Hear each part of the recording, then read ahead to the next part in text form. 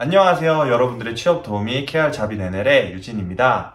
오늘은 제가 3년 동안 네덜란드 회사를 다니면서 느낀 장점에 이어서 단점 3가지에 대해서 한번 얘기해 보려고 해요.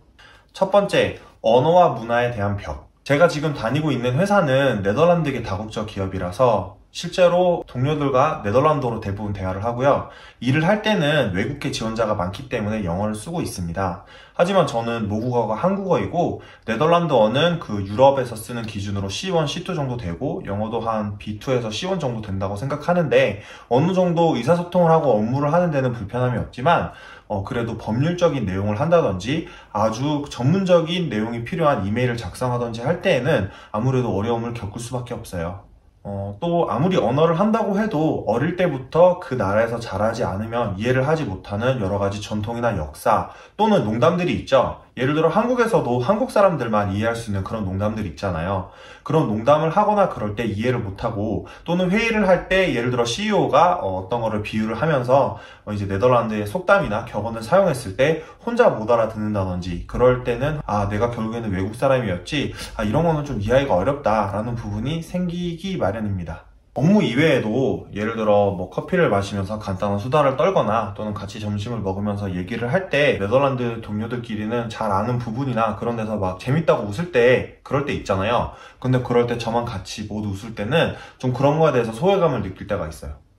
제가 일하는 분야가 채용이다 보니까 채용과 관련해서 지원자들과 되게 깊은 내용을 얘기하고 법적인 얘기를 한다든지 또는 이제 계약서에 나 있는 내용에 대해서 정말 법률에 하나하나 따져가면서 얘기를 해야 될 때가 있어요. 그런데 아무래도 제가 외국어다 보고 그런 법률 용어들이 익숙하지 않으니까 그렇게 대화를 할 때 논리적으로 말하는 거나 그런 데서 밀린다든지 또는 부족해서 거기에 대해서 충분히 설명을 못할 때는 제 언어에 대한 한계를 느끼기도 하고 거기에서는 조금 많이 어려움을 느끼고 있습니다.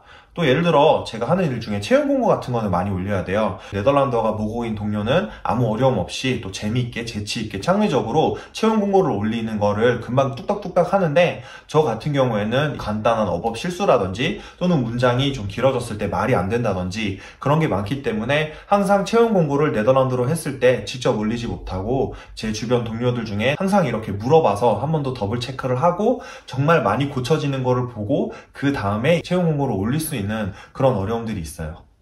제가 두 번째로 생각하는 단점은 바로 과한 권리 사용으로 인해 오는 불편함들입니다. 한번 예를 들어볼게요. 당연히 네덜란드는 워라밸이 아주 중요하게 생각하는 나라이기 때문에 예를 들어 하루에 8시간 근무가 정해져 있으면 점심 30분을 제외하고는 8시 반에 출근하면 5시에 퇴근하는 게 매우 당연하고 그러는 사람들이 많습니다. 그리고 그것은 본인의 권리이기 때문에 당연히 뭐라고 할 수 없죠. 하지만 제가 3년 동안 업무를 해보니까 업무라는 게 당연히 바쁠 때도 있고 또는 이렇게 조금 더 한가할 때가 있겠죠. 그래서 업무가 바쁠 때는 조금 더 다 같이 하고 끝내면 그만인데 빨리 가는 것을 중요하게 생각하는 친구가 그냥 그렇게 해버리면 당연히 업무는 자연적으로 일을 조금 더 하는 사람, 그래서 업무를 마무리를 하려는 사람에게 쏠리기 마련입니다. 이건 제 성격이 그래서 그런 걸 수도 있는데 제가 또 이제 회사 내에서 3명의 리크루터들과 같이 일을 하긴 하지만 얼마 전에 승진 비슷하게 해서 선임 리크루터가 되었어요. 그러다 보니까 제 일은 물론이고 다른 친구들이 바쁘면 조금 살펴볼 때가 있어요. 그래서 제가 시간이 조금 남는다 싶으면 다른 직원들에게 바쁜 게 어떤 일이 있는지 제가 어떻게 도와주면 되는지 같이 도와서 만약에 그 일이 끝나지 않으면 조금 더 일을 하고 오곤 합니다. 다른 친구들이 그렇게 생각 안 할 수도 있는데 그 친구들은 제 일이 바쁘면은 좀 도와주지 않고 그냥 시간 맞춰 집에 가더라고요. 서운한 부분도 조금 솔직히 있었어요. 세 번째는 회사 동료들과의 인간관계입니다.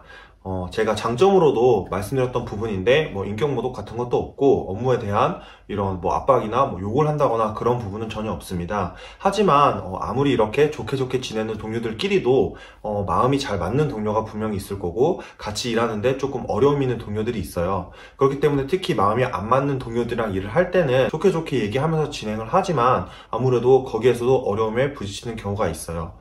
저도 최근에 사실은 업무를 하면서 조금 마음이 맞지 않는 동료와 일을 하면서 3년 동안 일을 하면서 거의 처음으로 정말 나는 대부분 동료들과 같이 편하게 그리고 잘 일을 할 수 있는데 이 동료랑은 좀 일하는 게 너무 힘들다라고 느끼면서 조금 고비가 있었어요. 인간관계는 이제 네덜란드건 한국이건 어느 나라건 동료들과 일을 하는 데서는 확실히 어려움이 있고 거기에서 또 추가적으로 다른 단점으로 설명드렸던 언어나 문화적인 차이 때문에 조금 더 그게 배가 되는 부분이 있었던 것 같아요. 네, 네덜란드 회사 생활을 3년 동안 하면서 느꼈던 단점 3가지에 대해서 얘기해봤습니다. 여러분도 공감이 되는 부분이나 궁금한 부분이 있으면 밑에 댓글로 남겨주시고요. 오신 김에 또 구독도 하고 좋아요도 눌러주시면 좋을 것 같습니다. 다음 시간에도 유익한 내용으로 찾아뵐게요. 안녕!